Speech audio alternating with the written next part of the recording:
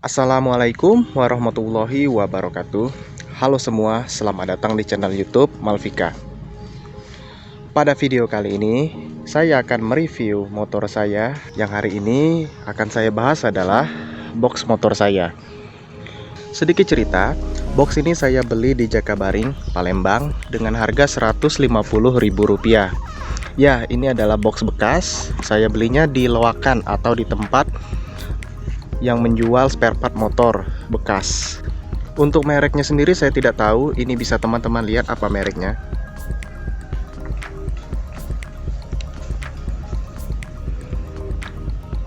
Walaupun bekas dan cuman seharga Rp150.000, box ini sudah saya pakai kurang lebih hampir 2 tahun.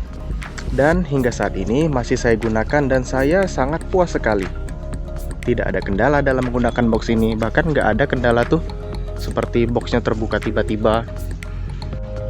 Untuk seharga Rp150.000, menurut saya box ini sudah sangat besar sekali. Puas menggunakannya. Hingga saat ini saya menggunakannya untuk bekerja. Di sini muat banyak sekali barang. Saya biasanya menaruh laptop, buku, bekal, air minum, charger laptop, dan masih banyak lagi barang yang saya taruh di dalam sini. Oh iya, saya ingat dulu pas saya masih kuliah di Unsri, saya tuh sering pulang pergi Indralaya, Palembang menggunakan motor. Dan box ini sangat membantu saya. Saya biasanya menyimpan ijazah, transkrip, fotokopian, legalisir di dalam box ini. Sehingga ketika hujan, dokumen-dokumen berharga saya tersebut tidak basah dan tidak rusak. Baiklah teman-teman, sekarang kita akan membuka box ini dan melihat seluas apa sih bagasi box ini. Kita buka dulu. Oh ya, bagi yang bertanya buat apa sih karet ini? Jadi karet ini gunanya untuk mencegah bila sewaktu-waktu box ini terbuka di jalan. Karet ini murah kok, cuman Rp10.000 saya beli. Dan ini sangat berguna sekali. Oke, sekarang kita buka. Nah, jadi ini dia box yang saya beli seharga Rp150.000. Luas banget. Laptop saya bisa muat di sini. Bukunya kadang lebih banyak dari ini, bisa 4 tumpuk di sini. Laptopnya di atas. Terus di sini ada bekal saya, air minum, charger laptop. Oh ya, di tripod. Di sini biasanya saya membawa tripod ke tempat saya kerja. Jujur menurut saya ini sangat bagus sekali. Justru mungkin saya membelinya lagi rezeki mungkin ya. Murah banget ini, soalnya Rp150.000. Soalnya kalau box-box motor ini di pasaran mahal. Yang seperti ini bisa saja Rp450.000. Karena barunya box ini bisa 1 jutaan lebih. Seperti merek GV, Shad, Kappa. Itu mahal semua itu. Nggak ada box motor yang murah. Saya kemarin tuh dapat rezeki lah kemarin tuh di tempat loakan motor. Nah, mungkin bagi teman-teman yang pengen masang box, yang paling penting tuh adalah bracketnya. Ini saya pakai bracket kucai. Ini juga kemarin saya dapatnya bekas di OLX. Saya dapatnya seharga Rp125.000.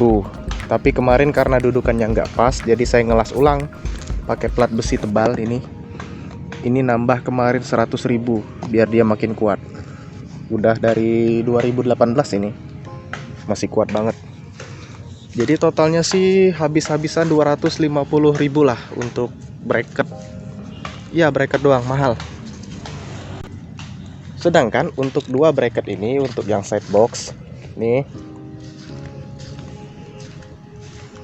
ini saya dapat dari pembelian box samping merek GV asli. Ini mahal box sampingnya ketimbang box atas.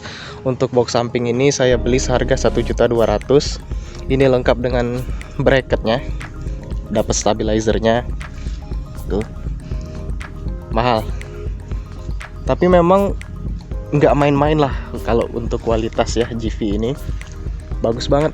Saya udah makainya udah dari tahun 2018 sama dengan box ini. Udah pulang pergi Palembang itu bolak-balik awet. Nah, sekarang saya akan menunjukkan box GV saya yang saya beli Rp1.200.000. Ini dia boxnya.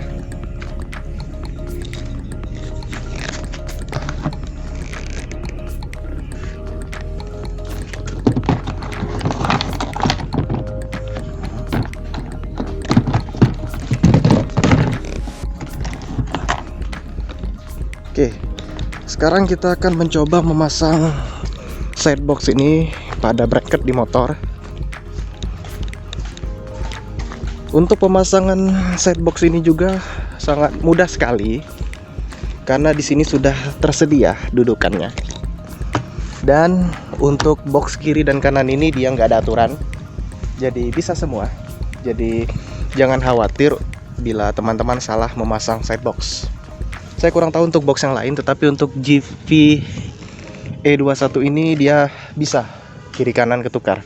Oke, sekarang kita akan mencoba untuk memasangnya. Jadi di sini tuh udah ada nih dudukannya. Jadi teman-teman tinggal mencocokkan saja dengan lubang di box seperti ini. Tuh, lihat.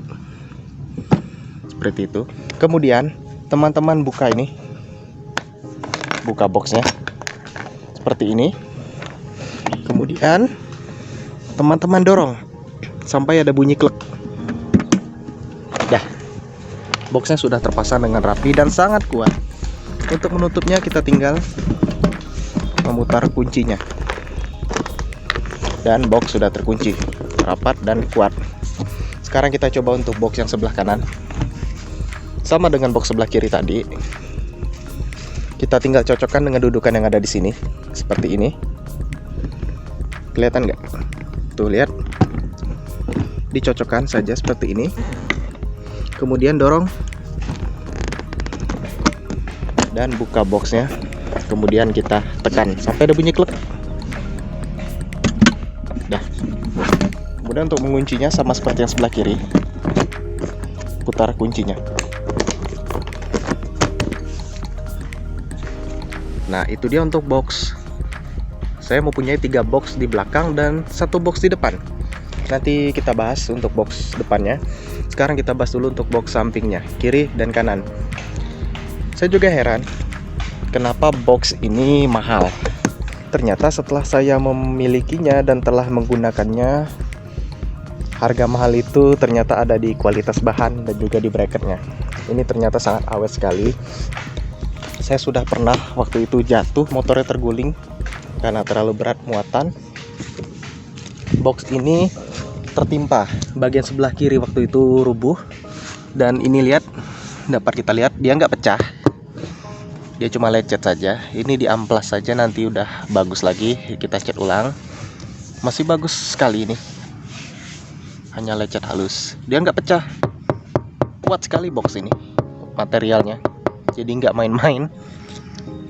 Jadi bagi saya ini walaupun 1.200.000 ya worth it lah, nggak rugi atau nggak gimana ya, nggak buang-buang uang lah, karena ini fungsinya banyak banget bagi saya, udah banyak membantu banget ini. Sekarang kita bahas untuk box yang di depan. Ini box saya beli di Pasar Cinde, ada toko motor di sana. Ini baru ya saya beli. Ini sama juga, saya belinya tahun 2018 juga kalau nggak salah, Desember. Ini saya beli seharga 190.000, hampir 200.000. Ini aslinya punya Supra lama, Supra X. Nih, aslinya itu bukanya ke depan dia. Mana ya? Nah, ini. Aslinya dibuka ke depan, tetapi saya modif, ini saya lem agar dia nggak kebuka lagi. Jadi saya potong di sininya, lalu saya pasang engsel tambahan. Jadi dia bukanya ke samping. Tuh, lihat. Ini luas banget. Ini bisa muat sendal. Biasanya sini bisa muat hingga 5 atau 6 air minum. Yang Aqua 600 ml itu bisa muat di sini 6 biji, 6 botol. Nah, selain itu kadang saya kan bepergian jauh tuh, dan kadang nggak hafal yang namanya peta atau jalan. Jadi di sini saya biasanya memasang handphone saya di sini, saya taruh. Nah, ini udah lama nggak pakai karena handphonenya udah ganti. Dulu di sini ada handphone saya Redmi Note 5A. Ini saya jadikan tempat buat menaruh handphone. Jadi untuk melihat peta itu gampang banget. Nah, jadi walaupun saya nggak tahu jalan, saya bisa melihat handphone saya untuk navigasinya. Dan saya juga nggak takut bila kehabisan baterai, karena di sini saya mempunyai charger 5 volt 2 ampere di sini. Bisa diklik dan nyala. Ya, ini tempat saya ngecas. Jadi saya nggak takut kehabisan baterai. Nah, sekarang saya akan mengambil casingnya. Saya akan mencontohkan seperti apa kalau handphonenya terpasang di sini. Jadi ini dia casing handphone saya. Ini baru saja saya cat menggunakan kertas krep. Nanti teman-teman bisa melihat videonya. Oke ya. Jadi ini posisi handphone saya ketika saya sedang mengemudi. Seperti ini. Nah, ini nggak akan jatuh, ini kuat karena biasanya saya pasang kabel tis di sini. Saya bolongin, pasang kabel tis. Jadi handphone saya aman di sini terpasang dan saya bisa bebas mengemudi tanpa harus mengkhawatirkan handphone terjatuh. Nah, itu untuk box yang ada di motor saya, ada 4 box. Mungkin di video selanjutnya saya akan membahas tentang lampu, khususnya lampu tambahan saya yang sudah lepas karena patah bracketnya. Di sini harusnya ada 2 lampu tembak. Nah, mungkin di video selanjutnya saya akan membahas cara mengubah kelistrikan Honda Revo menjadi DC. DC-nya tetapi hanya di lampu, enggak seluruh listrik di motor ini. Maksudnya hingga lampu rem belakang mengikut DC, tetapi hanya lampu utama yang DC. Seperti ini. Ini kontak motornya off, bahkan kuncinya masih ada di box. Tetapi lampu sudah dapat dihidupkan.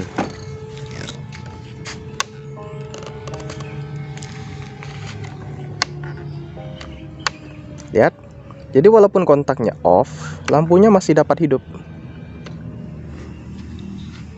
Saya suka sekali menggunakan metode seperti ini.